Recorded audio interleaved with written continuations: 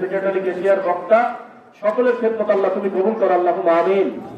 সামনে আমরা যে সময়টুকু থাকবো আল্লাহ তোমার কোরআন এবং তোমার নবী মুহাম্মদ সাল্লাল্লাহু আলাইহি ওয়াসাল্লামের চূড়ান্ত সুন্নাহ থেকে দুইটা কথা তুমি আমাদের বলার এবং শোনার তৌফিক দিও, আল্লাহুম্মা আমিন।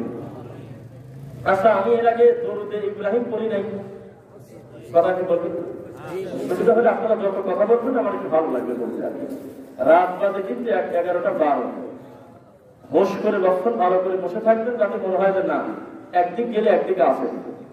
বলেন ইনশাআল্লাহ। না রাগ করতেছেন? আপনাকে তো মজা করে বললাম। তো দরুদে আকবার মানে সবচেয়ে বড় দরুদ, সবচেয়ে দামি দরুদ। রাসূল সাল্লাল্লাহু আলাইহি ওয়াসাল্লামকে জিজ্ঞাসা করা হলো যে আল্লাহ যে আমাদের শেখালেন, আপনিও আমাদেরকে বললেন যে তোমরা দরুদ পড়ো, সালাম করো, তা আপনার উপরে কাইফা কিভাবে সালাম দেব আল্লাহ রাসূল সাল্লাল্লাহু আলাইহি ওয়াসাল্লাম? তো রাসূল সাল্লাল্লাহু আলাইহি ওয়াসাল্লাম বললেন আল্লাহুম্মা সাল্লি আলা মুহাম্মদ আল্লাহুম্মা বারিক আলা মুহাম্মদ, মানে দরুদে আকবার, যেটা আত্তাহিয়াতুর পরে তাশাহুদের বৈঠকে বসে দোয়া মাসুরার আগে পড়া হয়। কথা বুঝতে পারলেন কিনা? তাহলে পৃথিবীর শ্রেষ্ঠ দরুদ একটু আগে আমি বললাম না, হাতে গোনা গ্যাপে গ্যাপে দুই একজন করছেন, বাদ বাকি কেউ করেন নাই, হা করে তাকায় ছিলেন। অথচ একই মঞ্চে যদি গান হতো আল্লাহুম্মা সাল্লি, এই সাজদাও যদি করতাম, একবার অযৌক্তিক টান টুন কি লক্ষণ করে নাই মত নাই মাখরাজ নাই কোনো সিফাত নাই কোনো রাসূলের শেখানো বাক্য, মানুষের বানানো কয়েকটা শব্দ একত্রিত করে আখেরি টান যদি শুরু করতাম, জোশেই বহু লোক বলতেন মুক্তি। কথা বুঝতে পারলেন? তো এটার দ্বারা আমি বোঝাতে চাচ্ছি, আমরা বক্তব্যের শুরুতে অলরেডি প্রমাণ পাই গেছি, এ জাতি বহুদিন আগে তার মাকে চেয়ার থেকে টানিয়ে তুলে দিয়ে চা থেকে বসতে দিয়েছে। মুহাম্মদ সাল্লাল্লাহু আলাইহি ওয়াসাল্লামের চূড়ান্ত সুন্নাহকে কবর দিয়ে দিয়েছে মানুষের পয়সা দিয়ে। এই জন্য আল্লাহর দয়া থেকে তো নিরাশ হয়েছে, রাসূল সাল্লাল্লাহু আলাইহি ওয়াসাল্লামের সুন্নাহ থেকে বহু দূরে। এটা একটা লজ্জা। যে যত মাঠে বাজে কথা বলতে পারে, যে যত পয়সা কথা বলতে পারে, সে তত নারায় তাকবীর পায়, মাঠে সে তত বেশি। কথা বুঝতে পারলেন? তো আমরা কি সেই দলের হবো না সুন্নাহওয়ালা হবো? সুন্নাহওয়ালা হবো না কি হবো বলেন? টেবিলটা নিচে গেছে, এটা একটা ব্যাপার। এটা সামনে থাকলে এরপর একটা মোবাইল অথবা এরপর একটা পানির বোতল অথবা একটা কোরআন মাজিদ, সুন্দর দেখা যায়। একদম খোলামেলা পা সহ দেখা, এটা তো বাধ্যতা আমাদের পা দেখা একটু অসুন্দর দেখা। যাই হোক, এটা ম্যানেজমেন্ট করতে হবে সুন্দরভাবে। আমি বুঝলাম না, আপনারা বললাম একটু বসে পড়েন, একটু বসে পড়েন। এখানে কি প্রয়োজন আছে বলেন? আর যদি খুব বেশি দিন দেখি বসবেন তাহলে থাকার দরকার নেই। এখানে বসে পড়ার অর্থ কি আপনাকে ছোট করা? বলেন তো একবার। জায়গা এইভাবে নিয়ে কেউ একজন একজনের দিকে তাকায়, অ্যাটেনশনটা চলে যাওয়ার দিকে। আশেপাশে যারা খাবার দাবারের দায়িত্বে আছেন, রান্না বান্না করতেছেন, ছাগলের বাচ্চা খুঁজতে গিয়ে গরু হারায় ফেলবেন না, খবরদার। আপনি যেই হন, আপনি এখন একজন শ্রোতা। আবার কথা বলতেছেন, ড্যাগ ভাতের প্লেট তারপরে গ্লাস, কোনো কাজ যাবো না। এখন কোনো লোকের খাওয়া দাওয়া নাই, এমন কোন ক্ষুধার্ত এই মুহূর্তে এই লোক এখানে কেউ নাই সেই লোকের এখন পেটের মধ্যে ভাত না ধরলেও বাঁচে না। এই ফাইসলামি করবে না, খবরদার। একটা তুমি শব্দ করবে না। ভাড়া কেন বলতেছি? ভাড়া কেন? ওই ভাত পালাতেন বলতেছে, মাদ্রাসার পিছনে ভাত পালাতেন, একটা লোককে এখন ছেড়ে দেওয়া নেই। এমন ক্ষুধার্ত মরা মরা ভাব এই মুহূর্তে কেউ নাই যে তাকে খাবার দিবেন আর পিছন থেকে জ্ঞান কেনা আমাদের শুনতে হবে। ব্যক্তির ওজন বুঝে আপনি কথা বলবেন। ম্যানেজমেন্ট আপনি সাজাতে 3-4টা বক্তা সিরিয়াল করে 11টা পার করেছেন। এখন যদি আবার কে পিছনে আপনি ডাউলের আওয়াজ করেন যে লবণ কম হচ্ছে, তাহলে তো আমরা আমাদের কি প্রয়োজন আছে? এইভাবে বোঝেন না কথা। একটা দুঃশব্দ করবেন না, চুপ করে বসে থাকবেন। পয়সা কথা বাদ দিয়ে রাসূলের সুন্নাহ প্রচার করতেছি আমরা ঘোষণা দিয়ে, ইনশাআল্লাহ। কথা বোঝেন না মনে হয়? একটা ভাবে কথা বলবেন, একটা দুঃশব্দ করবেন না। এখন যেই লোকটা মেহমানদারি করতেছে, কাজে ব্যস্ত পয়সা করতেছে, তোমার এখন কোনো মেহমানদারি নেই। প্রধান বক্তা তখন বসে, তখন আর কোনো জরুরত নাই। প্রত্যেকটা লোক এখন নারী বসে যাবে শ্রোতা হিসেবে, আর কোনো কাজ তার নাই। আছে কি? একটা শব্দ যেন না হয়। মাদ্রাসার ওস্তাদ, ছাত্র, মুয়াজ্জিন, ইমাম যে যেখানে আছেন নিজ দায়িত্বে বসে যাবেন ইনশাআল্লাহ। রাসূল সাল্লাল্লাহু আলাইহি ওয়াসাল্লামের চূড়ান্ত সুন্নাহ হয়ে গেছে আমাদের কাছে বোঝা। নাউযুবিল্লাহ, বোঝা হয়ে যায় নাই। মাদ্রাসায় লেখাপড়া করে আরবি গ্রামারের দোহাই দিয়ে 12 বছর ধরে মুফতি হয়ে ইল্লাল্লাহ ফিকির বানাতে যায়। আস্তাগফিরুল্লাহ। কত বড় কুলাঙ্গার, কত বড় বেয়াদব, কত বড় অসভ্য হলে আল্লাহর কালেমাকে কাটিয়ে ভাগ করা যায়। আস্তাগফিরুল্লাহ। মুহাম্মদ সাল্লাল্লাহু আলাইহি ওয়াসাল্লাম মাখলুক হিসেবে মাটির উপরে শ্রেষ্ঠ মানুষ। তার থেকে শুরু করে তার কোন সাহাবীর এই সাহস হয় নাই কোনোদিন আল্লাহ কালেমা কাজী ভাগ করি ইল্লাল্লাহ ইল্লাল্লাহ ইল্লাল্লাহ এই জিকির করব, কারো সাহস হয় নাই। এই টুপিওয়ালা মুফতি সাহস পায়, কত বড় বিয়াক্কেল, কত বড় বিয়াক্কেল। দামি মানুষ যখন বেদামি হয় তার কোনো দাম থাকে না, কথা বুঝতে পারলেন? সাধারণ চাউলের ভাত যদি আপনারা কি বলেন বাসি হয় বা আনায় যায়, তাই না? সকালবেলা কিন্তু পেঁয়াজ মরিচ তেল দিয়ে ধরে খেলে ভালোই লাগে স্বাদ। কিন্তু পোলাও হচ্ছে বেটার চাউল, পোলাও সাধারণ চাউল 2 কেজি বিক্রি করলে 1 কেজি পোলাও হয় না। এই পোলাও চাউল যদি বাসি হয় তো কুত্তাও খায় না। আমরা তো বলতেইছি আপনি হলো শ্রেষ্ঠ, আপনার খুব দাম। কুনতুম খায়রা উম্মাতিন উখরিজাত লিন-নাস, আমরা তো বলছি। আমরা তো বলছি যে আল্লাহ 4টা বড় বড় কসম করে বলতেছে লাকাদ খালাকনাল ইনসানা ফি আহসানি তাকওয়িম। ওই আল্লাহই তো বলতেছে সুম্মা রাদাদনাহু আসফালা সাফিলিন। এই জাতি তার নিজস্ব পরিচয় ভুলে গেছে, যার কারণে তাকে আমি আবার সর্বনিম্ন উল্টা করে ফিরেছি। বোঝা যাচ্ছে না? এই হলো পরিস্থিতি। যাকে বলা হলো যে তুমি অন্ধকার কুসংস্কারাচ্ছন্ন অন্ধকার থেকে মানুষগুলো ধরে ধরে তুমি হেদায়েতের দিকে আনো। সূরা ইব্রাহিম 1, 2, 3 আলিফ লাম র। কিতাবুন মানে কোরআন মাজিদ বা হেদায়েত, কোরআন হাদিস। আনসালনাহু, যে আমি আল্লাহ নাযিল করেছি, ইলাইকা আপনার উপরে, লি মানে জন্য, তুখরিজা খরাজা বের করা, মিন মানে হতে, যুলুমাত মানে অন্ধকার সমূহ, ইলা মানে দিকে, নূর মানে হেদায়েত, নূর মানে কোরআন, নূর মানে ইসলাম। শেষ।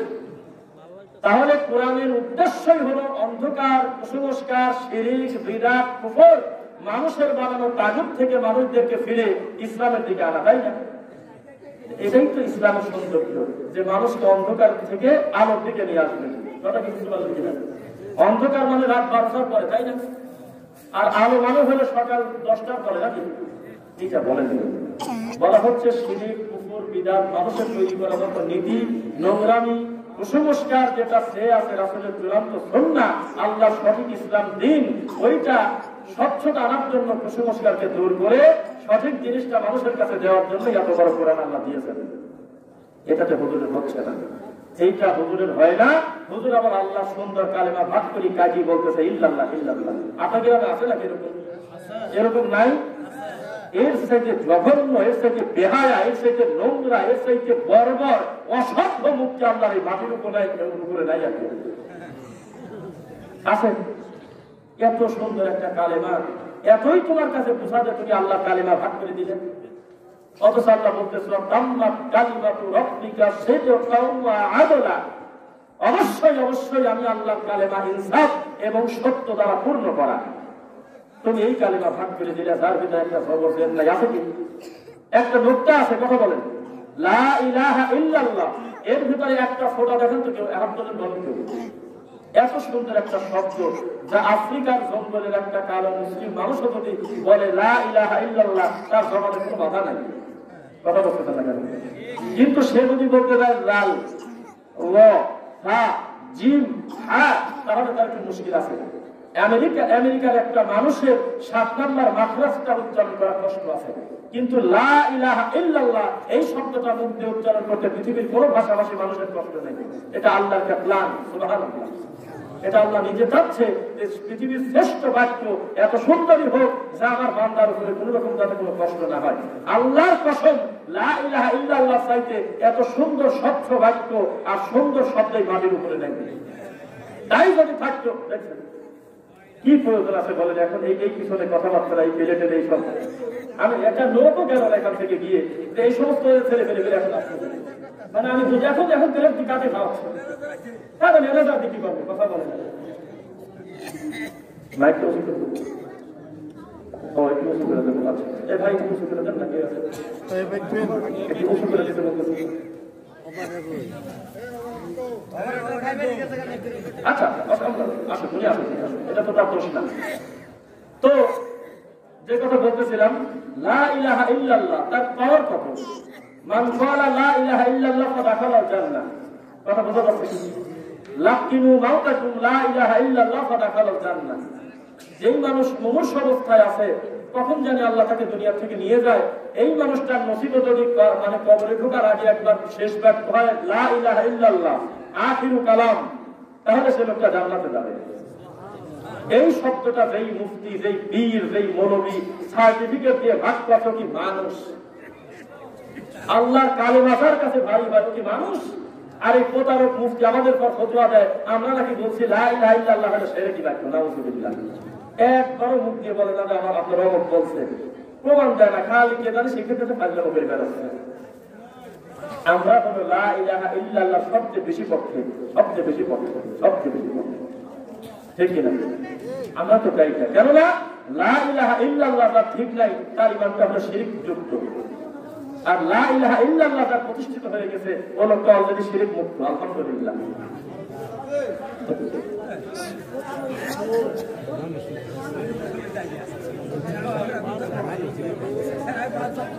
আর তুমি আল্লাহর কালেমাকে ভাগ করে ছাড়লে। আমরা নাম বলি না, তবে বুঝে নাম যদি কেউ বোঝেন, পিছন থেকে সামনে থেকে কেউ বলেন না ওই নামটা, আমার কোন বক্তব্যের নাম নাই। দেখবেন যে শাইখুল হাদিস আল্লামা বিশাল বিশাল লকবদার সাথে লাগানো, তাকে জিজ্ঞাসা করা হলো ইল্লাল্লাহ জিকিরটা জায়েজ আছে কিনা। কথা বোঝা যাচ্ছে না মনে হয়? একটা শ্রোতা তাকে জিজ্ঞাসা করতেছে ইল্লাল্লাহ জিকির জায়েজ আছে কিনা। প্রথমে মুখ দিয়ে বললো যে আল্লাহ রাসূল সাল্লাল্লাহু আলাইহি ওয়াসাল্লাম করেন নাই, সাহাবায়ে কেরাম করেন নাই, স্বীকারও করলো। তারপরেও আবার ফায়সালা করে বলতেছে পরবর্তীতে কিছু কিছু বুজুর্গানদের বিষয়টাকে এইভাবে দেখেছে। কেউ কেউ বলেছেন ভিতরে ভিতরে লা ইলাহা রাখি ইল্লাল্লাহ টান মারলে অসুবিধা নেই। পীরের মূল খানকায় বসে তার বিশেষ লোকদের ইল্লাল্লাহ টান দিলে অসুবিধা নেই, শয়তান গায়ে লেখা থাকে। এই একটা কথা। এই আমার দিকটাকে বলেন তো দেখি, একটা ছেলেকে কোরআনে হাফেজ বানানো আল্লাহ, এটা আল্লাহর বিশেষ অনুগ্রহ না? একটা গ্রামে 10টা দাওরা পাস তৈরি করে দিলে আল্লাহর বিশেষ দয়া না? হাজার হাজার মানুষের ভিতর থেকে 10টা টাইটেল পাস মানুষকে আল্লাহ কবুল করলেন, এটা আল্লাহর বিশেষ অনুগ্রহ না? তোমার কাছে আল্লাহর দিনটা নিরাপদ মনে করে আশা করি আল্লাহ তোমাকে কোরআনে হাফেজ আলেম হিসেবে তৈরি করছেন। আর সেই লোক তুমি কি করে তুমি আল্লাহর এই কালিমার বিপক্ষে কথা বলো? তোমার তো লজ্জা হওয়া উচিত। কার কাছে যাবে এই পথহারা মানুষগুলো? আপনারা রাগ করবেন, আপনারা অধিকাংশ লোক আমদাদে চলেন, এই কথা আল্লাহ বিশ্বাস করেন আপনারা? আমদাদে চলেন, এখান থেকে আমি উঠে চলে যাবো। একটা পীর বসে মানুষ মানুষের দিকে ডাকবে, সামান্য কিছু সময় পর রোমান্স ছাড়ি দিবে, আল্লাহর কসম কেউ প্রতিবাদ করবেন না। এই চেয়ারে বসে একজন হরিণ বাঁধার গল্প করবে, তাও আপনারা কিছুই বলবেন না। কেননা আপনারা সিদ্ধান্ত নিয়ে নিয়েছেন এটা আমরা একটু পর পর খালি সুবহানাল্লাহ বলবো, নারায়ে তাকবীর বলবো, আমার কাম শেষ। হুজুর যা বলে বলুন। তাছাড়া আজকে এই 2021 সাল, আজকের এই দিনেও কি মানুষ এই নোংরা কথা বলতে পারে যে আল্লাহ আমার কলমে ঢুকে গেছে? এই একটা কথা, এইভাবে আল্লাহকে বিকৃত করে। আস্তাগফিরুল্লাহ। আজকে 2021 সালের মানুষ কোনদিন এই কথা বলতে পারে যে মুহাম্মদ হলো নূরের তৈরি? কথা বলতে পারে? আজকের এই 2021 সালে মানুষ কোনদিন বলতে পারে যে মুহাম্মদ গায়েব জানে? লজ্জা থাকা উচিত না? কোরআন হাদিস স্পষ্ট হয়ে যায় না? মানুষের কাছে ক্লিয়ার কিনা? কথা বলতেছে না কেন? এই কোরআনগঞ্জ নাকি এই গ্রামবাসী, কোরআনগঞ্জ এই গ্রামবাসী, এরা যদি আল্লাহকে গিয়ে বলে যে আল্লাহ আমরা এই অত্যন্ত গ্রাম অঞ্চলে ছিলাম, আমরা তো এত দিন ধর্ম জানি না, তাহলে আপনি এই কথা বলতে পারবেন আল্লাহকে? কেননা আপনি অনলাইনে এখন আছেন, ফেসবুক চালান, ইউটিউব চালান না? আপনার ছেলেকে জিজ্ঞাসা করেন, আপনি নিজেও যত এমবি টাকা খরচ করে করতেছেন, একদিনের রোজগার, একদিনের এমবি খরচ যেটা করেন, ওইটা দিয়ে যদি একটা অ্যাপ নামাতেন যে বাংলা হাদিস লেখে, তাহলে নবীদের হাজার হাজার হাদিস লেখে করে আপনার মোবাইলে পেয়ে যেতে পারবেন। আপনি ঢং করে কোরআন হাদিস পড়বেন না, আশা পায় দিবেন হুজুরদের কথা হবে না। আন্দাজে চলার দিন নাই। আন্দাজে চলার দিন কি আছে? আপনারা বুঝে নেন তো, মাঠে কি আর বেশি হরিণালাদের পান? জিলাপি খুরমা আলাদা কি এত বেশি মাঠে আছে? ইউটিউব ফেসবুক খুললেই এখন কি আর রাবিয়া বসরির গল্প আছে? এখন কি আব্দুল কাদের জিলানির বাপের বই খাওয়ার গল্প খুব বেশি পাওয়া যায়? এখন পাওয়া যায় না। কেন? কারণ মানুষ অন্তত এই বেসিক ধারণাটা অলরেডি চলে এসেছে মানুষের ভিতরে যে এগুলো ধর্ম হতে পারে না কোনদিন। জানি না ঘটনা সত্য কিনা, সরকারের কাছে মন্ত্রণালয়ে একটা চিঠি গেছে, যুবকরা কথা বলবেন যারা জানেন, যে ধর্মের নামে কল্প কাহিনী, অবাস্তব হাস্যকর আর উদ্ভট বাজে গল্প দিয়ে আর দিন ধর্ম চালানো যাবে না, কোরআন হাদিসের রেফারেন্স দিয়ে মাঠে বক্তব্য দিতে হবে, এইরকম একটা মন্ত্রণালয় কিন্তু একটা চিঠি গেছে। এইটা দেওয়ার পরে মাটির উপরে সবচেয়ে বেশি যারা খুশি হয়েছে তারা হলো সালাফি। কেননা তাদের বুকে বল আছে, তাদের তো হরিণ নাই, তাদের তো রাবেয়া বাদ দিলেও ধর্ম চলে, তাদের মঞ্চের ভাবে বাদ দিলেও ধর্ম চলে, তাদের অসুবিধা নাই। কিন্তু ওরা রাত দিন টেনশনে শুকে যাচ্ছে। আপনি খবর নিয়ে দেখেন খবর দিয়ে দেখেন যে মোটা মুফতিরা টেনশনে শুকে যাচ্ছে। আল্লাহ, এই রাবেয়া যদি উঠে যায়, এই আপনার কি বলে মনসের পাগলের গল্প যদি তুলে নেয়, এই আপনার অমুক পাগলের গল্প যদি না থাকে, তো আমরা করবোটা কি? মাঠে আসি এইটারই করে শুকে যাচ্ছে টেনশনে। আমাদের কোনো টেনশন নেই, আমরা খুশি বলেন আলহামদুলিল্লাহ। আলহামদুলিল্লাহ, আমাদের 6236টা আয়াত আছে, আমাদের চিন্তা নাই। আমাদের নবীজির হাজার হাজার হাদিস আছে, সহিহ হাদিস, আমাদের কোনো চিন্তা নাই। তোমার মনসের পাগলের সাদা নাম মুখে না নিয়েও আমার ধর্ম চলে, ঠিক কিনা? আমার কোনো সমস্যা নাই, তুমি টেনশন করো না, আমার কোনো টেনশন নেই। সময় এসেছে ধর্মটাকে যাচাই বাছাই করে করার, ইনশাআল্লাহ বলি। তো যে কথা বলতেছিলাম, ইল্লাল্লাহ, আমার লজ্জায় আমি কি বলবো, মুফতি, বিশাল বড় মুফতি, বিশাল বড় মাওলানা, মানে হাতে বাড়াওরে বললেই 2 লাখ 5 লাখ রাতারাতি এক জায়গা হয়ে যায়। এই মুফতি কোন আজকেলে বলে হুজুর কানে দিন বলেছেন যে ইল্লাল্লাহ জিকির করো। এটা একটা কথা নাকি? তুমি নিজেই না মুক্তি বলতেছো না, মুহাম্মদ সাল্লাল্লাহু আলাইহি ওয়াসাল্লাম করেন না, সাহাবায়ে কেরাম করেন। তবে ভিতর ভিতরে লা ইলাহা রাখি ইল্লাল্লাহ কাম দেওয়া, এটা কথা বললেন না।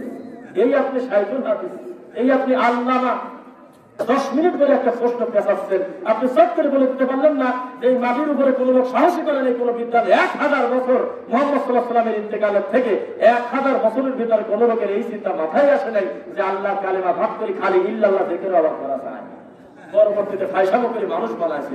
এখন যেহেতু আমাদের কাছে সত্য বিদ্যা এসে পৌঁছেছে, এখন আমরা পূর্ণ লা ইলাহা ইল্লাল্লাহ বলবো, বলেন ইনশাআল্লাহ। তা বলল না। এরপরে বলতেছে যে তাবিজ সম্পর্কে আপনার মতামত কি? সবচেয়ে মোটা হুজুর খিলখিল করে কেলায় আর বলতেছে যে না না না, ওরা ভুল বলতেছে, তাবিজ চলে। কুরআন মাজিদের আয়াত কি করলে তাবিজ চলে। আর সাহাবায়ে কেরামের নীতি মিনাল কুরআন আও বিগাইরি কুরআন, কুরআন হোক আর কোরআনের বাইরে হোক, মান আল্লাকা শাইআন উকিলা ইলাইহি, কেউ যদি গলার সাথে, হাতের সাথে, মাথার সাথে, পায়ের সাথে যে কোনো কিছু মঙ্গলের আশায় লটকায়, তাহলে আল্লাহ এবং তার নবী তার থেকে মুক্ত, তার দিকেই তাকে সফর্দ করা হয়। নাউযুবিল্লাহ।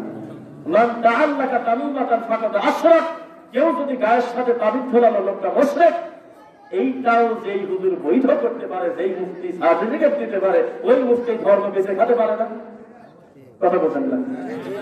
কত বড় বিয়াদ তো বেঁধে রেডিও মুফতি, হ্যাঁ রেডিও মুফতি কানের সাথে হেডফোন, মোটা হেডফোন লাগায় বাংলাদেশের গুরুত্বপূর্ণ দায়ী ডক্টর, মাদানি এবং গুরুত্বপূর্ণ দায়ীদের বিষয়ে ভালো কথা বলে, দেখছেন না? নাম বলবেন না। বেতর সালাত নিয়ে, বিভিন্ন জিনিস নিয়ে, তাবিজ নিয়ে লজ্জায় মরি একটা টুপিওয়ালা কোন আজকিলে তাবিজের পক্ষে কথা বলে, যে জিনিস তো আমার না। আমার হলো সূরা ইখলাস, ফালাক, নাস, আমার তো ঝামেলা নাই। আমি সূরা ফাতিহা পড়ে ফু দেব, আমি কেন গলার সাথে ভেতর লটকাতে যাব? ছেলেটার অপরাধ নেই, একটা নিষ্পাপ ছেলেকে কোরআন মাজিদের আয়াত কাটি প্যাকেট করি, আমি কোন আজকিলে গলায় দেবো? বলে যে কোন ধরনের নীতি? এই মুফতি হুজুরটা টিকা রাখছে, কথা বলছেন নাকি? আমাকে একজন বলে কথা বললেন নাকি, এত বড় বড় হুজুর সারা দেশ বলে ভুল করে, একজন একটা ব্যাপার আছে। এদেশের 98 জন তাবিজের ব্যাপারে তাবিজটাকে শিরক মনে করেই করে। কেন এটা স্বীকার করে না? কেননা প্রত্যেকটার সাথে টাকা জড়িত, সেই জন্য বিবেক অসহায়। যেখানে যেখানে টাকা জড়িত সেখানে বিবেক খুব বেশি কাজ করে না। কোন এক পীর বাবা মরিয়ে যাওয়ার আগে বই নামই দিকেছে তাবিজের কিতাব, দেয় না মনে হয়। তো জাহান্নামে যাওয়ার জন্য কি আর কোনো ভেজাল আছে কি সামনে? শিরকের মতো ভয়াবহ রাস্তা মানুষের করে দিয়ে গেলেন। ইন্নাল্লাহা, নিশ্চয়ই আল্লাহ, লা ইয়াগফিরু, ক্ষমা করেন না, আন ইউশরাকা বিহি, তার সাথে শরীক করাকে, ওয়া ইয়াগফিরু, তবে মাফ করে দেন, মা দুনা যালিকা লিমান ইয়াশা, শিরক ব্যতীত যত পাপ আছে তত পাপকে আল্লাহ যাকে ইচ্ছা ক্ষমা করে দেন, ইল্লা শিরক, শিরককে ক্ষমা করেন না তওবা ছাড়া। এই শয়তানিটা তুমি কাগজ দিয়ে লিখে গেছো যে তাবিজের কিতাব, আব্বা হুজুরের তাবিজের কিতাব। এই জাতি কার কাছে যাবে? একটা লোক আশা করে যাচ্ছে যে আমি দিন ধর্ম নিয়ে একটু ভালো কিছু শিখবো, তারপরে তাবিজ ঝুলাই দিচ্ছেন, আপনি মুশরিক বানায় দিচ্ছেন। একটা হিন্দু জাহান্নামে গেলে সহ্য হয়, কেননা কালী তার কাছে সব, ভগবতী তার কাছে সব। আমার আল্লাহকে যে একজন মানে না, তার কাছে 33 কোটি দেবতা, তিনি জাহান্নামে গেলে আমার সহ্য হয়, কেননা তার জান্নাতে যাওয়ার কোনো অপশন ছিল না। কিন্তু আপনি তাহাজ্জুদ করলেন, একটা অর্থ সালাত আপনি কাজা করেন না, সব ঠিক আছে, বান্দার হকের ব্যাপারে সচেতন, টাকুর উপরে কাপড় পরেন, আল্লাহ কোথায় আছে উপরে সেটাও জানেন, দাড়ি বড় করেছেন, কোন সময় কোন প্রতিবেশীর হক নষ্ট করেন নাই, শুধুমাত্র একটা গলার সাথে তাবিজ নেওয়ার কারণে যদি জাহান্নামে যান, এর সাইডে বড় আশ্চর্যের বিষয় আছে? এত কষ্ট করে আপনি জাহান্নামে যেতে চাচ্ছেন কেন বলেন তো দেখি? আমার কষ্টটা এক জায়গায়। হিন্দু চলে গেলে সহ্য হয়, কেননা ও মনে কাছে 3 মাস পর দুর্গার সামনে, কালীর সামনে, ভগবতের সামনে একটা নারকেল ফাটা দিলাম, ধর্ম হয়ে গেছে। কিন্তু আমাদের ধর্মে 5 বার এই ঠান্ডা পানি দিয়ে কষ্ট করে উজু করতে হয়, কত সুন্দর করে রুকু করতে হয়, সুজুদ করতে হয়, সুজুদ করতে হয়, প্রত্যেকটা কর্ম আমাদের নবীদের নির্দেশনা অনুযায়ী করতে হয়। এই লোক জাহান্নামে গেলে খারাপ লাগে না? ছোট্ট কারণে যাবে, শিরক করার কারণে যাবে, বিদআত করার কারণে যাবে, হাউজে কাউসারের পানি যে লোক পাবে না, ওর সাথে বড় আসামি আছে। আর তাই আমি বলি, একজন বিদআতি মার্ডার কেসের আসামি চাই বেশি খারাপ, কেননা মার্ডার মানুষ প্রতিদিন করে না। বুঝুন না কথা দেখি, কথা খারাপ লাগতেছে কিনা? মার্ডার মানুষ প্রতিদিন করে না, এটা জেনাকারীর চাইতে বিদআতি খারাপ। দেখবেন কিভাবে?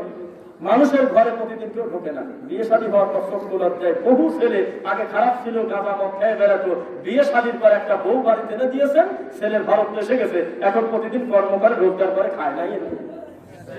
অথবা ভুলভাল জেলা করেইছে, পরবর্তী তার জেলা করে না, কেননা জেলাকে তিনি নিজেও নেকি মনে করে করেন না। ও সিদ্ধান্ত নিয়েই গেছিল জেনার কাজটা হলে খারাপ কাজ। মানুষ হত্যা যিনি করেছেন, তিনি কোনো না কোনো ভাবে জেনেছেন, মান কাতালা নাফসান বিগাইরি নাফসিন আও ফাসাদিন ফিল আরদি ফাকাআন্নামা কাতালান নাসা জামিআ। একজন নিরপরাধ মানুষকে, হিন্দু হোক, বৌদ্ধ হোক, ইহুদি হোক, খ্রিস্টান হোক, মুসলমান হোক, মানুষ হিসেবে যদি কোনো মানুষকে হত্যা করে দেয়, কাতালান নাসা জামিআ, সে যেন সারা পৃথিবীর সকল মানুষকে হত্যা করে ফেলল। এরপরেও এত বড় পাপ লোকটা নেকি মনে করে করে না, কোনদিন রাগের বশে করে, অন্তরে খায় সে করে ফেলে, তার তওবার একটা সুযোগ থেকে গেল। কথা বলেন না কেন? এই কাজ প্রতিদিন করে না। যুদ্ধের সময় হোক, 20 বছর আগে হোক, যৌবনের কারণে এখানে অনেক মুরব্বী আছে, হয়তো মানুষকে মেরিয়ে দিতেছে, 5 লাখ 7 লাখ মেরিয়ে দিতেছে, করে না এরকম। এই মুরব্বীকে 1000 কোটি টাকা দেন, একটা লোকের মুখে থাপ্পড় দিয়ে দুনিয়া দেবে না, কেননা তিনি বুঝে গেছেন আমার এই কাজটা ভালো ছিল না। কিন্তু 30 বছর আগে যেই মুরব্বী বেদাত করতো, এখন আরো বেদাত ডবল করে করতেছে, কেননা দিন যত যাচ্ছে আরো বিগড়ে যাচ্ছে। বোঝা যাচ্ছে না?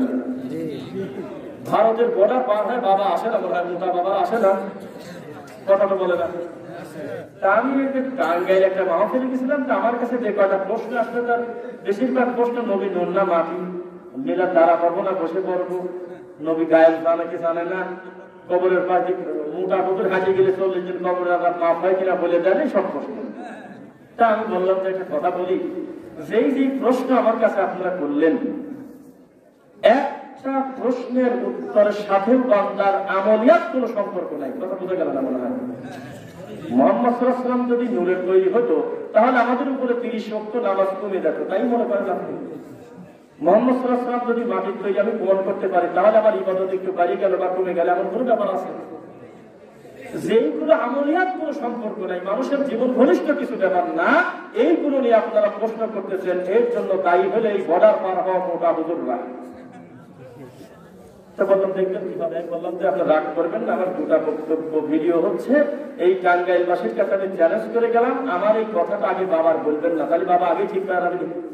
আপনি না বলে টুক করে তার দাওয়াত দেওয়ার পথে টাকা 30,000 বলেন, আপনি খালি আসি একটু ওয়াজ করেন, 2 ঘন্টা ওয়াজ করতে যে কোনো মোটা বাবা দেখে নিয়ে আসেন, ওই বাবার ওয়াজই হবে, ও সোনারা আমার নবী হলে নূরের নবী গো বাবা, আর কোন কাম নেই, আমার নবী গায়েব জানে গো বাবা, ওহাদিকে যেখানে ধরো ওহাদিকে এই করো, মসজিদে যারা আসছে গাড়ি করে যাও, এই সেই এইসব নোংরা কথা বলবে, কেননা বোঝার ওয়াজ নাই, কি করবে বলেন? কোনো কর্ম নাই, এইগুলো নিয়েই একটা লম্বা সময় খানকানি বসে গেছে, ওই আর কোনো কর্ম নাই, ওই নসিবে ওই এই কপালে নাই যে নবীজির 2টা হাদিস অনুবাদ করে মানুষের সামনে বলবে। ওই মুখ দিয়ে এরকম একটা হাদিস আপনি কোনোদিন পাবেন না যে রাসূল সাল্লাল্লাহু আলাইহি ওয়াসাল্লাম বলেছেন, বাল্লিগু আন্নী ওয়ালাউ আয়া ওয়া হাদিসু আন বানি ইসরাঈল ওয়ালা হারাজ ওয়া মান কাযাবা আলাইয়া মুতাআম্মিদান ফালিয়াতাবাওয়া মাকাদাহু মিনান নার।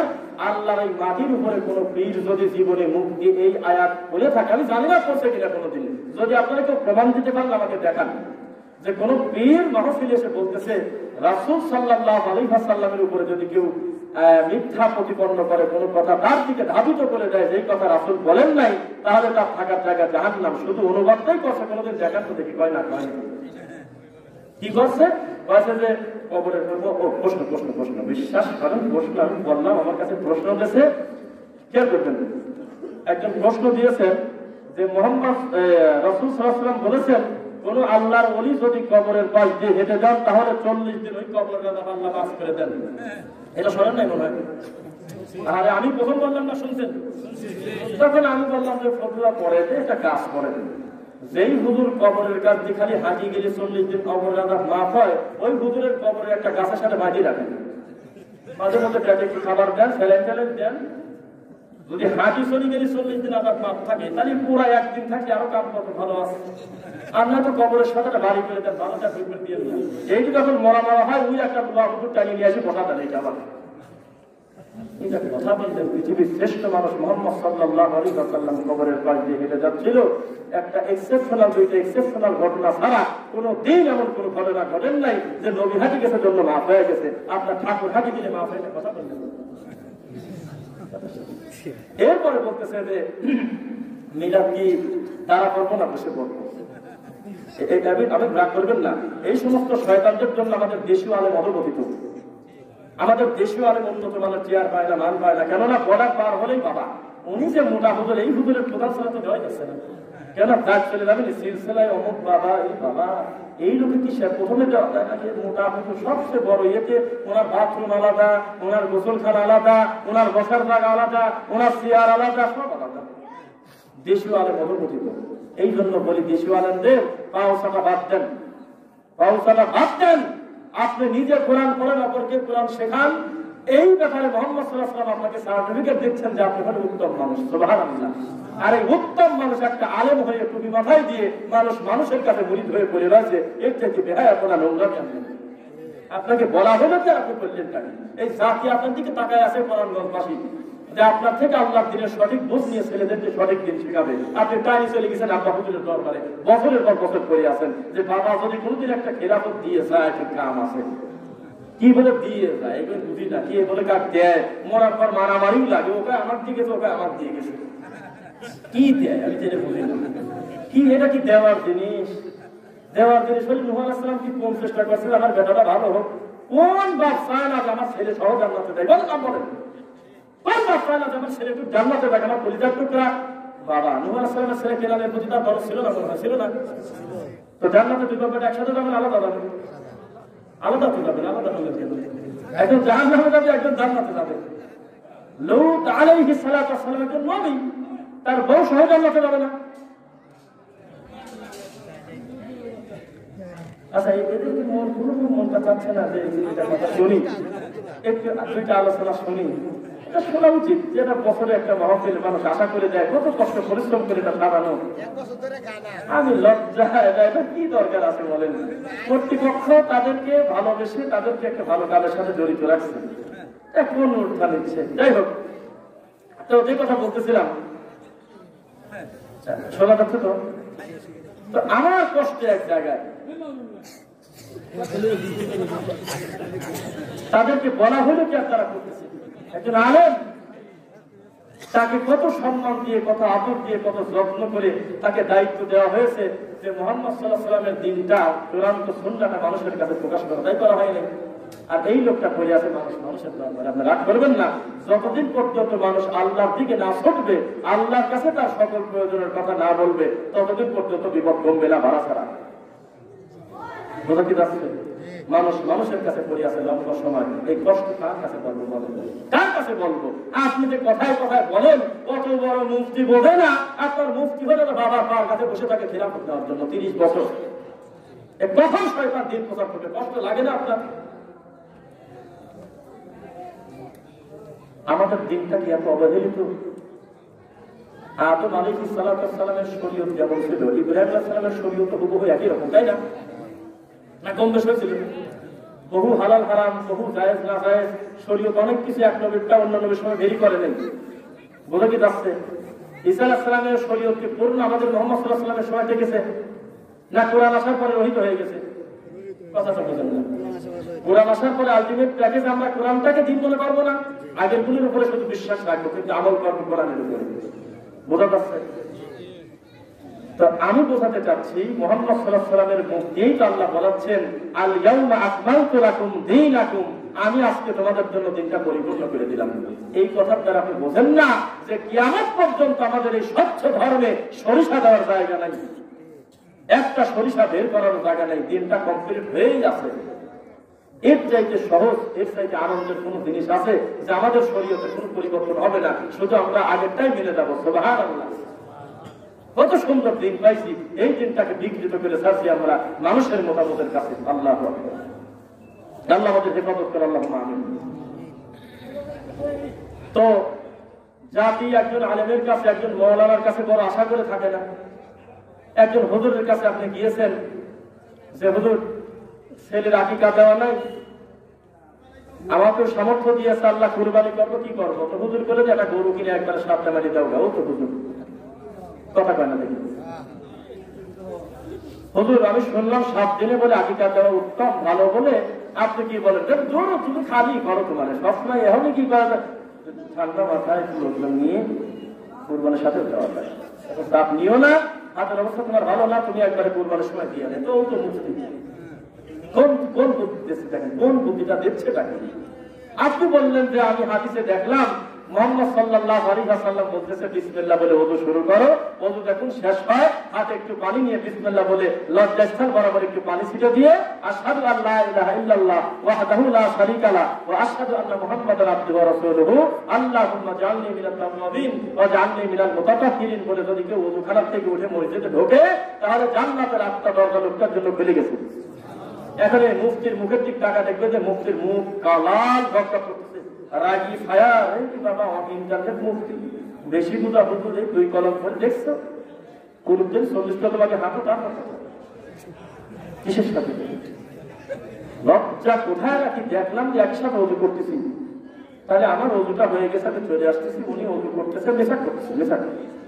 তাহলে অন্তত 4 রাকাত যদি নাও পায়, 3 রাকাত আসার সালাত পাওয়ার কথা না? যেই লোকটা আমি আর সে একসাথে, দুঃখে ভুল হয়েছে কথা, আমি আর সে একসাথে পেশাব করতে ঢুকলাম পেশাবখানায়, আমি পেশাব করে পানি খরচ করে ওযু করে আল্লাহর ঘরে ঢুকে 4 রাকাত পাইলাম, তাহলে ওর একামত গেল, 1 রাকাত নয় গেল, 3 রাকাত পাওয়ার কথা না অন্তত। এখন দেখি ডানে বামে সালাম ফেলায় ও কেমন নিয়োগ করতেছে, কেন? মাঝখানে যত খপ করে কাছে 40 কদম হাঁটেছে, অথচ ওর বোঝা কমানোর জন্য পৃথিবীর শ্রেষ্ঠ মানুষের উপরে মুহাম্মদ সাল্লাল্লাহু আলাইহি ওয়াসাল্লামের উপরে আল্লাহ 1450 বছর আগে বলেছে আপনার উম্মতের উপরে কোনো ভেজাল নাই। শয়তান যাতে ধোঁকা না দেয়, ওদের পরে একটু পানি এভাবে ছিটে যেন নেয়, আর কোনো মুশকিল নাই। এই মুফতি বলল সন্দেহ, এত ধর পারো আর একটু সময় নেও, যদি 1 ফোঁটা বাড়ায় 40 কদম বারবার পা উঠি খপ করে কাছে, ওই গার কাছ দিয়ে কত স্কুল কলেজের মেয়ে ছেলেরা যায়, লজ্জা বলতে কিছু আছে? বাপের বয়সে লোক যায় বারবার পা উঠে ঢেউ দিচ্ছে। কেউ কেউ আবার ছোট ছেলেরা কিন্তু মসজিদের সামনে থেকে ভিডিও করে ফেসবুকেও দেয়, প্রমাণও কিন্তু দেওয়া যায়। যারা বলে হাঁটু বাড়ায় না সিটা, এখন আমার সামনে ধরন দেখি, স্বাভাবিক ধরে থাকলে হয়তো বের হয় না সাইড থেকে, কিন্তু একটু হেঁটে দেখেন তো অবশ্যই একটু নাকি হাঁটু বের হয়ে যায়, দেখা যায়। কোন ধরনের কাজ করলেন আপনি?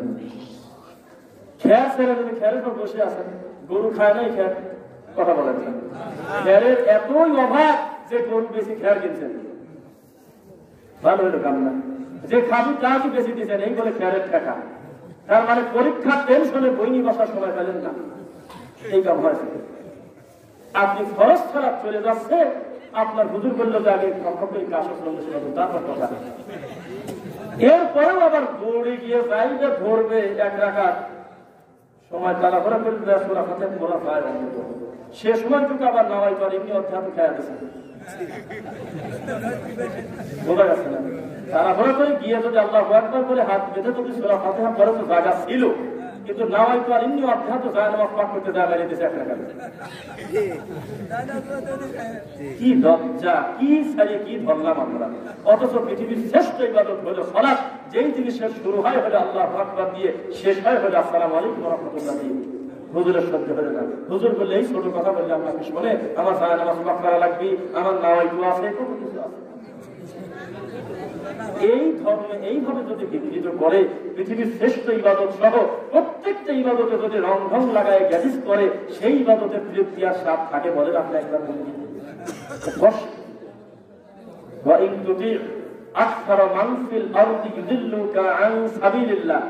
পৃথিবীর শ্রেষ্ঠ মানুষ মুহাম্মদ সাল্লাল্লাহু আলাইহি ওয়াসাল্লাম বলেন না, কথা বলেন না কেন? এই রাসূল সাল্লাল্লাহু আলাইহি ওয়াসাল্লামকে আল্লাহ সুবহানাহু ওয়া তাআলা বলতেছে, মুহাম্মদ সাল্লাল্লাহু আলাইহি ওয়াসাল্লাম আপনার ডাকে সব মানুষ সারা দিয়ে রাতারাতি একমত হয়ে যাবে, বা সকলকে আপনি একবারে এক প্যাকেটে দিনের ভিতরে নিয়ে আসবেন, সেই দিন প্রমাণ হবে যে আপনি জিতে গেছেন। তা কিন্তু না, হিদায়াত আসলে উপর থেকে। ইন্নাকা লা তাহদি মান আহবাবতা ওয়ালাকিন্নাল্লাহা ইয়াহদি মান ইয়াশা। হিদায়াত তো তুমি মুহাম্মদ দাও না, হিদায়াত দেই আমি আল্লাহ সুবহানাহু ওয়া তাআলা। তোমার কাম হলো বারাক করা, তুমি দাওয়াত দিয়ে দাও, হিদায়াত দেব হলো আমি আল্লাহ। সংখ্যার বিবেচনা কোনদিন সত্যের মাপকাঠি নয়। আমরা স্বীকার করতেছি দেশের যত সালাফি মানহাজের লোক আছে সব যদি এক জায়গায় হয়, এই মোটা হুজুর করে 10 ভাগে 1 ভাগ আমরা হবো না। আমরা স্বীকার করলাম। তোমরা এত বেশি, ওই তো খালি সংখ্যাই বেশি, আল্লাহ তোমরা কাছে তাই জানো না। তুমি 40 বছর ধরে বুখারী পড়াও, আল্লাহ তোমরা কাছে তা জানো না। অথচ মুহাম্মদ সাল্লাল্লাহু আলাইহি ওয়াসাল্লাম একটা মেয়েকে, কাজের মেয়েকে, একটা দাসীকে, ছোট বাচ্চাকে জিজ্ঞাসা করেছিল যে আইন আল্লাহ, বলো তো আল্লাহ কোথায়? বাচ্চাটা বলল যে আলাস সামা, আকাশে অসপ্ত মাসমাতের উপরে, আর রহমান আলাল আরশিস তাওয়া। এই কথা বলার পর আপনি খেয়াল করে শুনলেন তো মুহাম্মদ সাল্লাল্লাহু আলাইহি ওয়াসাল্লাম কেন আপনি চিন্তা প্রশ্ন করলেন? আমাকে বলেন কেন বললো না যে এটা মনে হয় কারোর কাছ থেকে শিখে নেছে, এটা কি রকম ব্যাপার? কেন মুহাম্মদ সাল্লাল্লাহু আলাইহি ওয়াসাল্লাম বলার সাথে সাথে মুখ দিয়ে বললেন ওকে আযাদ করে দাও, ও মুমিনা, ও মুমিনা। সুবহানাল্লাহ। আর এই প্রশ্ন করা যাবে না বলে মুফতির এরিয়ায় বসে বসে জায়গা জায়গায় বলে যে এরা হলো ফিতনাবাজ, এরা আল্লাহ কোন জায়গা আছে এই সবটা কবে, এরা কুফরি করতেছে, আল্লাহ সম্পর্কে কিছু জিজ্ঞাসা করা যাবে না। কথা বললেন তাহলে মুহাম্মদ সাল্লাল্লাহু আলাইহি ওয়াসাল্লাম তোমার দৃষ্টিতে অপরাধী, নাউযুবিল্লাহ। খারাপ লাগছে না? এইভাবে আমাদের দিনটা একটা লম্বা সময় বিকৃত করে সাথে লজ্জা। কুল লা ইয়ালামু মান ফিস সামাওয়াতি ওয়াল আরদিল গায়বা ইল্লাল্লাহ। মুহাম্মদ সাল্লাল্লাহু আলাইহি ওয়াসাল্লাম তোমার মুখে একটু ক্লিয়ার করে বলে দাও, কি আছে আমি আল্লাহ ছাড়া আসমান আর জমিনের মাঝে কি আছে গায়েব জানেন? এর সেই খোলাসা কোনো কথা আপনার জানেন? বলুন তো দেখি। আমার শব্দ শোনেন, কুল আপনি বলে দেন লা ইয়ালাম, কেউ জানে না, মান ফিস সামাওয়াতি ওয়াল আরদি, আসমান আর জমিনে, ইল্লাল্লাহ ওয়াইদা ইল্লাল্লাহ, গায়েবের খবর জানি একমাত্র আমি আল্লাহ। এটা খোলাসা কথা নাকি অস্পষ্ট আছে? এত বড় একটা ক্লিয়ার কথা, তাও আপনার হুজুর কয় যে মুহাম্মদ সাল্লাল্লাহু আলাইহি ওয়াসাল্লাম গায়েব জানে। আস্তাগফিরুল্লাহ। মাখলুককে খালেক বানায় সাথে। দেখেন আব্দুল কাদের জিলানী রাহিমাহুল্লাহ, তার সম্পর্কে আমাদের সুধারণা, বিশ্বাস করেন সুধারণা, তিনি আপনার মতো নোংরা নীতি নিয়ে চলতেন না। আমরা তাকে শ্রদ্ধা করি, আল্লাহ তার সকল নেককার তুমি কবুল করো, আল্লাহুম্মা আমিন। এই লোকটা ভালো মানুষ ছিলেন, আমাদের একটা সুধারণা, ঠিক কিনা? তো তাকে বেশি ভালোবাসতে দেয়। কেউ কেউ বলতেছেন তার বাপ এমন জিনিস ছিল যে বড়ই খাওয়ার জন্য 12 বছর কামলা কাটতেছে। আব্দুল কাদের জিলানী এত ভালো, মায়ের পেট থেকে 18 পারা নিয়ে পেটে খায় বার হয়। কত নোংরা কথা লোকটার নামে লাগায় লাগায় লাগায় লাগায় শেষ পর্যন্ত আপনি বোঝাতে চাচ্ছেন উনি সাধারণ কেউ না, উনি হলে আল্লাহ। নাউযুবিল্লাহ। কেননা যেই সব জিনিস, যেই সব আকীদা তারপর ঠেলে দিচ্ছেন, এটা তো আল্লাহ পাক গায়েব জানা, এটা আপনি মানুষের দিকে ঠেলে দিচ্ছেন। তো সুতরাং আমরা একটা লম্বা সময় মনে করছি যে ভালো সে হলে আল্লাহ, যে ভালো না সে হলে ইবলিস। কথা কি বুঝতেছেন? মাঝামাঝি কাউকে রাখি নাই আমরা। একটা লোক একটা দিনের জন্য ভালো কাজ করতেছে, যুগের জন্য আল্লাহর পক্ষ থেকে একটি নিয়ামতের নাম হলো ইমাম আবু হানিফা রাহিমাহুল্লাহ। তাকে আমরা এত সম্মান করি, এত ভালোবাসি, কেননা তার মুখ দিয়ে যেই কথা তিনি মৃত্যুর আগে বলে গেছেন, এই কথা শুনলে আপনার গায়ের লোক যারা যারা বলবে যে আল্লাহু আকবার, কোন আল্লাহকে ভালোবাসলে এই কথা বলা যায় না। তিনি বলতেছে আমি দলমত বুঝি না, ইদা সাহহাল হাদিসু ফাহুয়া মাযহাবি। পৃথিবীর মানুষ নিশ্চিত জেনে রাখো, যেখান থেকে মুহাম্মদ সাল্লাল্লাহু আলাইহি ওয়াসাল্লামের চূড়ান্ত সহিহ হাদিস পাবে, নিশ্চিন্তে থাকো, ওইটাই আমি আবু হানিফার মাযহাব। আবার তিনি বলতেছে আমার কথা মানা হারাম, যতক্ষণ না পর্যন্ত প্রমাণ হয় আমি কথাটা নিলাম কোন জায়গা থেকে। তুমি বুঝো এই দামি মানুষটাকে বেইজ্জত করলে কিভাবে? তুমি বললে যে একটা বেশি করে 15 করা পড়ছে, আর একটা বেশি করে 15 করা পড়ছে, এইভাবে একবার পর দ্বারা এক খতম দিয়েছে। শোনেন নাই? তুমি তাকে সম্মান দিতে গিয়ে বললে যে 40 বছর ঘুমিতে পারে নাই, ঈশার অবধি ফজর পড়ছে 40 বছর। ভাইসা কথা এটা এই লোকের নামে যায় এই কথা, যার এত বড় খেদমত, এত সম্মান মানুষের, এত বড় বাজে কথা আপনি কি করে বলতে পারেন? অথচ এই সমস্ত কথা তিনি বলেন নাই, কিন্তু ক্লিয়ার করে বলছেন যে আমি মানুষ, আমার ভুল থাকতে পারে, কিন্তু যেখানে নবীজির স্পষ্ট সহিহ হাদিস তুমি পেয়ে যাবে সঙ্গে সঙ্গে ওইটা আমার মাযহাব, ওইটা মনে করো, আমার আর কোনো আলাদা কোনো কথা নেই। সুবহানাল্লাহ। এই লোকটাকে আমরা এইভাবে বেইজ্জত করছি। লা তুদরিকুল আবসার ওয়া হুয়া ইউদরিকুল আবসার, যেই আল্লাহকে মুহাম্মদ সাল্লাল্লাহু আলাইহি ওয়াসাল্লাম দেখেন এই দুনিয়াতে, দেখছেন কিনা? এই হুজুররাই বলে লজ্জা ভাগ্য কোথায়, কয়েছে মিরাজে যখন গেছিল তো একটা ধনুক বাঁকা করলে যত কাছে আসে, মাঝখানে 70 হাজার পর্দা ছিল, তখন কথা হয়েছে। হুজুর এই হুজুর বলতেছেন এই কথা, এই হুজুরই বলতেছে পাহাড় পুরি সুরমা হয়ে গেল। কেননা আল্লাহকে দেখা তো দূরের কথা, আল্লাহর নূরের একটা তাজাল্লি সহ্য করতে পারে না তোর পাহাড়। সেই হুজুর কোন জানে কোন আকিরে বলতে পারে ইমাম আবু হানিফা আল্লাহকে 100 বার দেখছে। কথা বলেন না দেখি, ভারী ভারী লাগতেছে কথাগুলো নাকি? ভারী ভারী লাগলে কাউন্টার দেন, আপনি নিজে দুইটা কথা বলেন দেখি, ভালো কথা। এইটা লজ্জা। এখন আপনার এসব ছবিটা থাকবে না, এখন যুবকরা সচেতন, এখন তারা চাচ্ছে স্বচ্ছ দিন, যেই দিনের ভিতরে কোনো বাজে কথা নাই, বলেন ইনশাআল্লাহ। এটাই হলো দিনের বিজয় হবে ইনশাআল্লাহ। আমরা আশা করি এই জাতি আর হরিণের বাজে গল্প আর বেশি দিন খাবে না ইনশাআল্লাহ। ইনশাআল্লাহ সময় আসতেছে, আপনারা একটু সচেতন হন। ওই একজন গুরুত্বপূর্ণ একজন ব্যক্তি খুব আফসোস করে বলেছিলেন, নাম বলে দেই, ডক্টর খন্দকার আব্দুল্লাহ জাহাঙ্গীর রাহিমাহুল্লাহ। এই দামি মানুষটা খুব আফসোস করে বলেছিলেন, আপনি আপনার দিনটাকে আলু পটলের চাইতেও কি বেদামি মনে করেন? আপনি জাগতিক ক্ষেত্রে বাজার করতে গিয়ে আলু পটলের যেই দাম দেন, আল্লাহ নবীর সুন্নাহকে সে দাম আপনি দেন না, আল্লাহর দিন তার থেকে অসহায় মনে করেন। কেননা এই লোকটাই যখনকার সকালে আপনি শাক কিনতে যাবেন, শাকের আড়ি থেকে একটা শাক ভেঙে দেখবেন যে আপনি ভালো কিনা, যদিও জানেন যে এই ছেলে নিজের ক্ষেত্রে শাক আনছে, তাও আপনি বিশ্বাস করবেন আগে ভেঙে দেখবেন। পটলের ডালির ভিতরে ফট করে একটা পটল ভেঙে দেখবেন যে তোমার কথা আগে দেখবেন ভালো আছে কিনা। বারবার বলি, মাত্র কয়েকদিন আগে আপনি মাছের বাজার দিয়ে যাচ্ছিলেন, মাছের লেজের পানি এরকম মারি যায় না, সিটে এসে আপনার গায়ে লাগছে, আপনার বলছেন এই সওয়াল দেখে চলতে পারো না, একটু ঠেকিয়ে রাখা যায় না, আমার গায়ে আসতে পড়ল।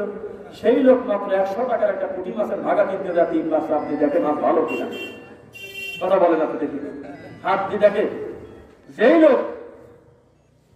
সেই লোক আপনার পটল কিনতে যায়, আলু কিনতে যায়, বলতেছে যে আমার নিজের খেতে, তাও তোমার কথা আমি একটু দেখবো। তরমুজারা তো আরো কি বলছে, তরমুজ কাটিয়ে রাখে দেয়, কেউ বিশ্বাস করবে না, কালার টালার দেখো, পালি তো কাটি খাক, তরমুজ একটা রেখে দেয় কাটি। এই কথা দুনিয়া জিনিস,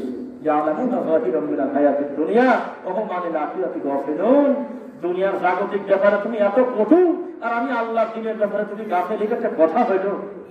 যখনই সম্পর্ক আসে আল্লাহ দিনের ব্যাপারে, তখন তুমি টাইনি খালি মুফতির কাছে পাঠা দাও, আমি তো অত বুঝি না, কেউ তো বড় হুজুর বোঝে, বুজুর্গ বোঝে, কাকা বোঝে, লোয়া হুজুর বোঝে, আজকে হুজুর বোঝে, আমি কি অত বুঝি না? কথা বললেন আল্লাহ বলতেছে আমার দিন শিক্ষা করা সহজ, আমার কোরআন সহজ, আপনি খালি জোর করে বলতেছেন যে এত বড় কোরআন, এটি আমার কাম, আমি কি এত কিছু বুঝি, এগুলি বোঝা আমার কাম না। আল্লাহর মুখের ভাষাটা রাখছেন আপনি। আল্লাহ সুবহানাহু ওয়া তাআলা আমাদের তুমি সঠিক দিনের দিশা দান করো, আল্লাহুম্মা আমিন। আপনাকে রাগ করতেছেন নাকি? আমরা তো কাজিয়ে দিবেন মানে তো সুর মধ্যে টান মান হয় না, কিন্তু এইভাবে গল্পের কথা বলতে পারি। তো আলহামদুলিল্লাহ আপনারা যে কজন মানুষই আছেন, আমার ধারণা একাত্মতার সাথেই আছেন নাকি বলেন? আরো কিছু সময় কথা হবে তো ইনশাল্লাহ। কেউ কি বলে না শেষ করে দেন, তাই কি কেউ ভয় না? ওই হরিণ বাজার গল্প যে কয়, সেও 2 ঘন্টা ফায়সামকে যদি কয় আমি কি শেষ করে দেবো না চলবে, তাও বা চলবে। ওইভাবে কি মনে কর কয় যায় বাপ দিয়ে দেন, এরকম তো না। আল্লাহ তুমি আমাদের দিনী ভাইদের তোমার জন্য যে ভালোবাসা তুমি কবুল করো, আল্লাহুম্মা আমিন। বিশ্বাস করেন, বড় আস্তে আস্তে কথা বলতেছি, আপনারা যতদিন পর্যন্ত আপনাদের স্বচ্ছ দিনটা হুজুরের কাছ থেকে পাই টু পাই বুঝে না নেবেন, ততদিন পর্যন্ত এই প্রতারক হুজুর আপনাকে সঠিক দিন বুঝে দেবে না। দেবে কি? কেননা আল্লাহ নবী মুহাম্মদ সাল্লাল্লাহু আলাইহি ওয়াসাল্লামের চূড়ান্ত সুন্নাহকে ঢেকে দেওয়া হয়েছে জিলাপি আর কোরমা দিয়ে। নাউযুবিল্লাহ বলেন।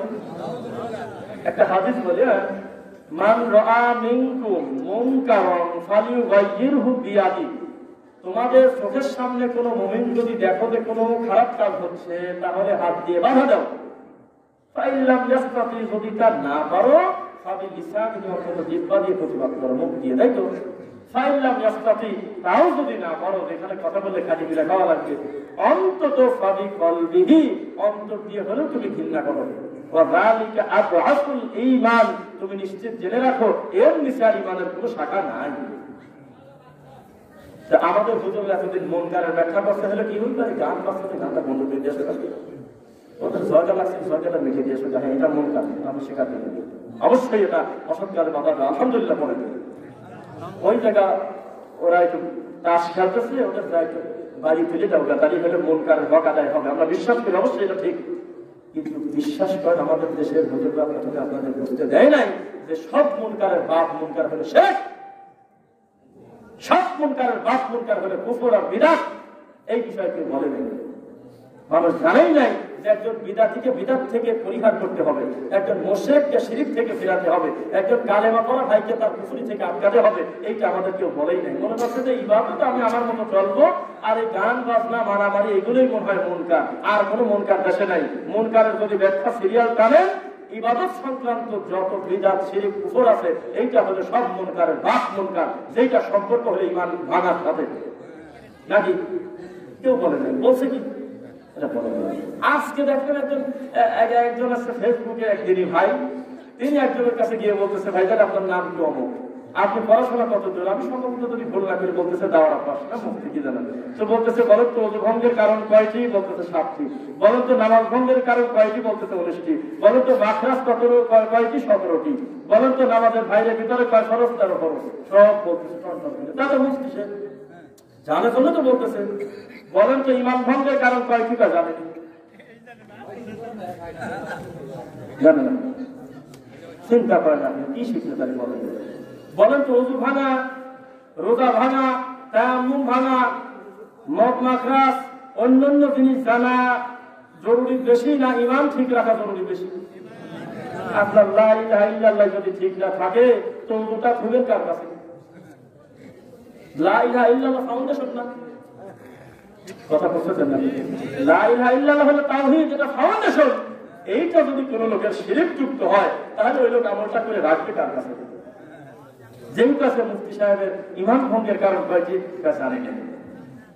এইটা হলো মুফতির অবস্থা, কষ্ট দুঃখ লাগে। এই হলো পরিস্থিতি আজকের এই দিনে।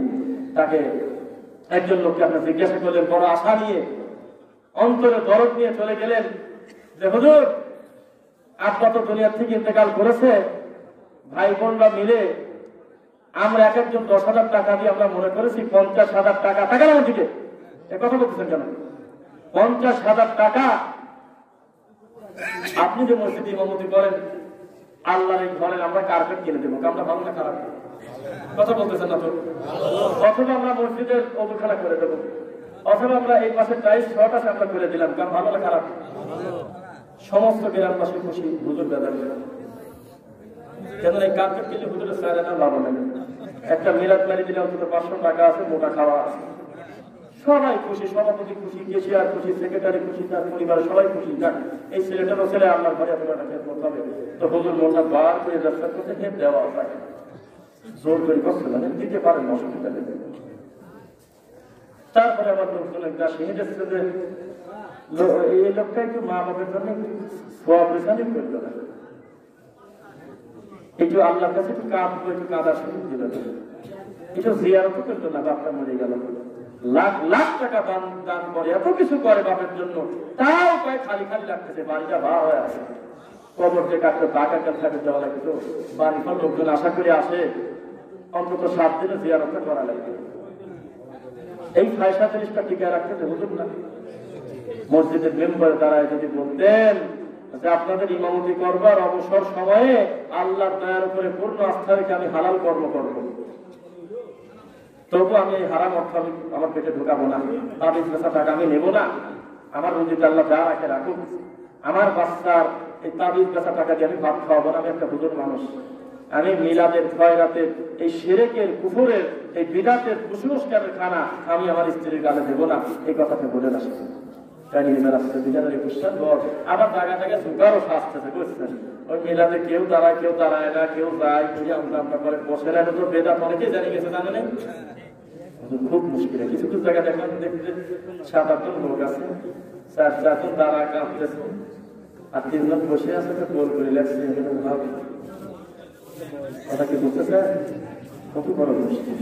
বিদআত আপনাকে ছোট করতে পারে, সুন্নাতই আপনাকে বড় করতে পারে। ঠিক কিনা বলেন? সুন্নাত যদি আপনি মনে করেন যে দুর্বল আর বিদাত বড়, তাহলে তো রাসূলের সুন্নাহর উপরে আপনি কথা করবেন।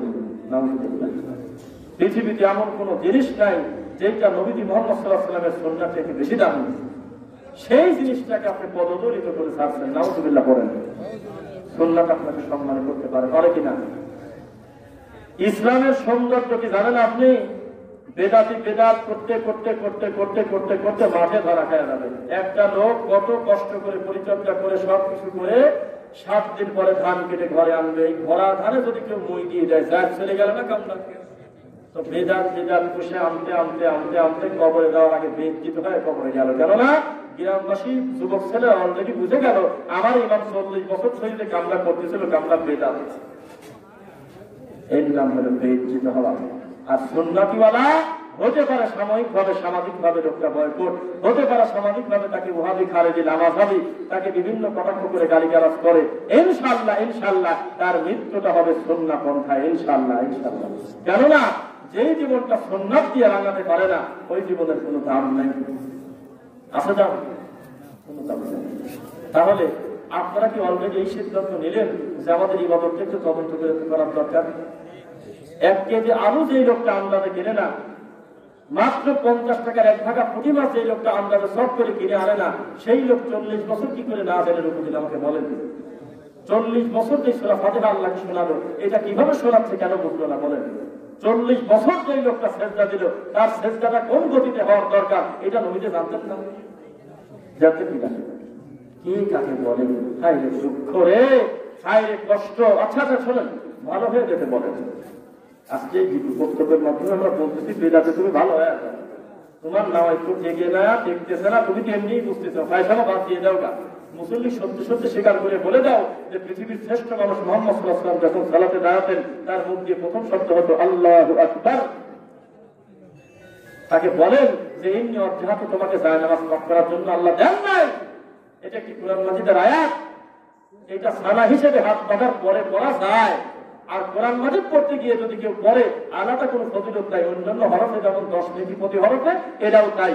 তুমি কোন জ্ঞানে তুমি জায়নামাজ পাঠ করার জন্য ইন্নি অধ্যাত্ম নিয়ে আসলে বলেন? হুজুরকে বলেন চিরতরের লোকটাকে আপনি মরা মাটি দিয়ে চলে যাবেন, মৃত মানুষকে চিরদিনের জন্য রেখে আসতেছেন, এই লোকটার কবরে মিনহা তালাক টাকা করার দরকার নাই। আপনি বিসমিল্লাহ বলে মাটি দেন আর বলেন আল্লাহুম্মা আগফিরলাহু ওয়া সাব্বিতহু, আল্লাহ বুঝে নেবে ইনশাআল্লাহ। আপনি সাপ নিতে গেলেন কেন? আপনি মিনহা বলার দরকারটা কি? এটা তো রাসূল বলেন নাই। খারাপ লাগছে না আপনার? আপনি হুজুরকে বলেন যে আপনি তো অনুবাদ করতেছেন ইযা মাতাল ইনসান, মানুষ যখন মরে যায়, ইনকাতা আনহু আমালু, তার আমল কেটে দেওয়া হয়, আমল বাতিল করে দেওয়া হয়, ইল্লা মিন সালাসা, 3টা জিনিস ব্যতীত। কয়টা? 1 বলেন না কেন? সাদাকা জারিয়া। 2 ওয়ালাদুস সালিহুন ইয়াদউ লাহু। 3 আল ইলমুন ইয়ানতাফাউ বি। তাই তো? বোঝা যাচ্ছে? 1 নম্বরটা কি সেটা নিয়ে কথা। ওই 2টার সাথে তার এগুলো কোনো কেউ কিছু করতে পারতেছে না। 1 নম্বরটা হলো সাদাকা জারিয়া। এই শব্দটা ব্যবহার করেই তো সমাজে কোনখানি আর খয়রাত পাস করা হচ্ছে। বোঝা যাচ্ছে না? হুজুর কিন্তু এসে মিলাদের আয়াতই বলে এটা ইযা মাতাল ইনসানু ইনকাতা আনহু আমালুহু অনুবাদ করে তখন ওই বলতেছে আজকে এই বাড়িওয়ালা ছেলেরা কত কষ্ট করে আমাকে কত মহব্বত করে পান দেয়। কিভাবে দেখেন, টাকা মোটা নেওয়ার জন্য বলতেছে আরে বাবাজি বেঁচে থাকতে আমাকে কত মহব্বত করতেন, আমাকে যেখানে দেখতেন আমাকে জড়ায় ধরতেন, আমাকে ভালোবাসতেন, এইসব কথা বলতেছে। যাতে ছেলে মনে করেন বাপরে বাপ, সবগুলো তো 1000 না দিলে মান থাকে, বাপ থাকে এত ভালোবাসত। শেষে বলতেছে যে আজকের এই সাদাকা জারিয়ার নেকি আল্লাহ তার কবরে পৌঁছায় দাও। তো সাদাকা জারিয়া কি এইটা তুমি ভালো বোঝো না, মুহাম্মদ সাল্লাল্লাহু আলাইহি ওয়াসাল্লাম ভালো বোঝে, কথা বলেন না? তো সেই রাসূল সাল্লাল্লাহু আলাইহি ওয়াসাল্লাম তো বলতেইছে চলমান সাদাকা হলো ওইটা যেইটা লোকটা এমন জনকল্যাণমূলক এমন বিশেষ কর্ম করে গিয়েছেন যেটা সবটা নট অনলি ফিক্স বা বছর বা খালি বাড়তেই থাকে পৌনবণিক। কিন্তু খারাপ কোরআন মাজিদ দিয়ে গেছে, এক ইতিমের দায়িত্ব নিয়ে গেছে, আল্লাহর ঘরে কিছু জায়গা দিয়ে গেছে, কিছু মাদ্রাসা বা কিছু মসজিদ, এক কথা দিনই কোনো কাজের সাথে লোকটা সম্পৃক্ত থেকে গেছে যেটা নির্দিষ্ট কোনো দান না, চলমান সাদাকা। তাই কিনা? জারিয়া মানে চলমান না, সাদাকা জারিয়া চলমান সাদাকা না।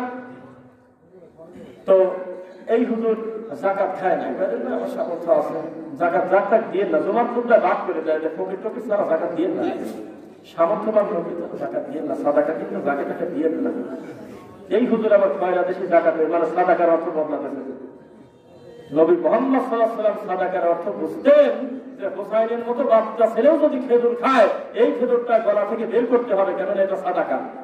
আর হুজুর বুঝে গেছে যে খয়রাতের এই ভাত খাওয়াটার গোস্তটা ঠিক আছে, বাদ বাকি সব বাতিল হয়েছে।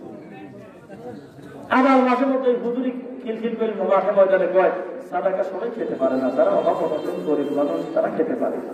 অথচ সাদাকা ওই খয়রাতের বাড়িতে কত লোক মাই করে আসে, কিন্তু আসে না, কত লোক গুন্ডা নিয়ে আসে, টাকার গাদি, তার জন্য একটু বড় গাবলা। একটা বার মুখ দিয়ে বলে না যে এই নোংরা কাজ করে লোকটা কি নেকি দিচ্ছি আমরা, অথচ তার পক্ষ থেকে বলা তো সল এবং তার নেক বেটা বেটি যদি গুরুত্বপূর্ণ একটা ভালো অংশ যদি একটা এই মিসকিনকে প্রতিষ্ঠিত করে দিতেন দায়িত্ব নিয়ে, অথবা আল্লাহর ঘরের যদি কোনো একটা বিশেষ উপকারে আসতেন, তাহলে তার পক্ষ থেকে এই দানটা তার আব্বা পেতেন না। কিসের সাথে জীবনে কত মানুষ সন্ধ্যা পালন করতে গিয়ে মানুষের সামনে বেইজ্জত হয়েছে, আর বিরাট করতে করতে তার সাথে তোলা ছাড়ছে, তবে সে যেন নিশ্চিত জেনে থাকে ওই উপর থেকে এত জোরে সে পড়বে ওই সহ্য করতে পারবে না ইনশাআল্লাহ। আর এই অবহেলিতটাকে আল্লাহ মাজলুম হিসেবে যেহেতু রেখেছেন, তাকে সম্মানিত করবেন, এটা আল্লাহর ওয়াদা ইনশাআল্লাহ। আমরা খুব বেশি লম্বা কথা আমরা বলবো না, 12টা 7 বেজে গেছে, কথা কি বলতে পারলেন? আপনাদের কি কষ্ট হচ্ছে? লিল্লাহি তাকবীর, উঠে চলে যাচ্ছেন, একটু কষ্ট করে বসেন, আমরা সামান্য পরে আমরা আমাদের মতো যে যার জায়গায় চলে যাব। আপনি গ্রামেরই মানুষ, পরিবেশটা অসুন্দর করার কোনো প্রয়োজন নেই, কেননা আমি আপনাদের মেহমান, এটা তো সত্য নাকি? আর কোনোদিনও যদি আমাকে দাওয়াত দিতে আপনিও বাধ্য না, আমিও আসতে বাধ্য না, নাকি? নিজের চাচাতো ভাইকে দাওয়াত না দিলে বাতিলের ভাত খায় না, ভাইকে আমার ডাকছে নাকি? মানুষের মান আছে। মানুষ আজকের থেকে 30 বছর আগে বদনা চুরি করছে, কথা বলেন না কেন? প্লেট চুরি করছে, ঘরের শীত কেটে ঘরের ডোয়া কেটে চুরি করছে। এখন মানুষ এটা করে না, মানুষ একদিন রোজগার করলে পেটের মারা লাগে না, খালি বসে থাকে, বেশি ট্রেনিং চলে যাচ্ছে, আমরা 700 টাকা রোজে দিচ্ছি, আলহামদুলিল্লাহ। আজকের এই দিন আপনি নিজেকে খারাপ করবেন না, আপনার মেহমান পাবে নাকি? আপনার বছরে একটা দিন মাহফিল হবে, আবার কবে আশেপাশে কোন জায়গা হয় সেই দিন আপনার। আর আল্লাহ 30টা দিন আমাদের দৌড়াবে হচ্ছে, বাসা থেকে বের হয়েছি 5 দিনের সফরে। আগামীকাল মহারাজপুর নাটক, তারপরের দিন আমতলী বরগুনা, পরের দিন হলে পটুয়াখালী পরিশান, এরপরের দিন নারায়ণগঞ্জ সোনারগাঁও করে তারপর বাসায় গিয়ে একটা দিন মাঝখানে থেকে আবার রওনা দিয়ে দেবো হইলো আপনার সিরাজগঞ্জুল্লাহ পাড়া। তাহলে টেনশন আপনার থাকা তোমরা বেশি। এইটা যদি আপনি বোঝা মনে করেন একটু সময় বসে থাকা, আর যদি দানের কথা বললে যদি আপনি মনে করেন না আমার এখন বসে থাকা দরকার নেই, কিন্তু দানের কথা বলবেন, তাহলে এর সাইতে লজ্জার কিছু আর নাই। এই প্রতিষ্ঠানটা আপনাদের না আমার, যদিও আমাদের সবার, কিন্তু দরদটা বিশেষ করে আপনাদের হওয়া উচিত নাকি? তা আমি মনে করি এইটা জবাব দিবেন আপনারা। সিরাতাল মুস্তাকিম রাস্তাটা সোজা না বাঁকা? এই কথা বলেন না কেন? সোজা,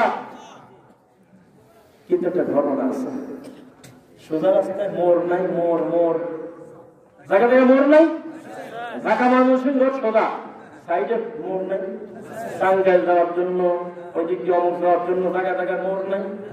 প্রত্যেকটা মোড়ে ইংলিশের এজেন্ট যারা আছে আপনাকে পথভ্রষ্ট করার জন্য, মূল রাস্তা থেকে আপনাকে ডাইভার্ট করার জন্য। আর এই প্রত্যেকটা রাস্তার ইংলিশকে কাউন্টার দেখছে হলে আল্লাহর ঘর, মসজিদ, মাদ্রাসা, এতিম, অসহায়, দুস্থ, এই সমস্ত জিনিস আল্লাহ আপনার সামনে পাঠিয়েছেন আপনাকে বাঁচানোর জন্য। আপনি যখনই পথভ্রষ্ট হয়ে ফিরে যাওয়ার মতো হয়ে পরিস্থিতি হবে, সঙ্গে সঙ্গে আল্লাহর ঘরে ঢুকে আল্লাহ শ্রদ্ধা দেন, আল্লাহ আরো সঠিক রাস্তায় ফিরে যাবে ইনশাআল্লাহ।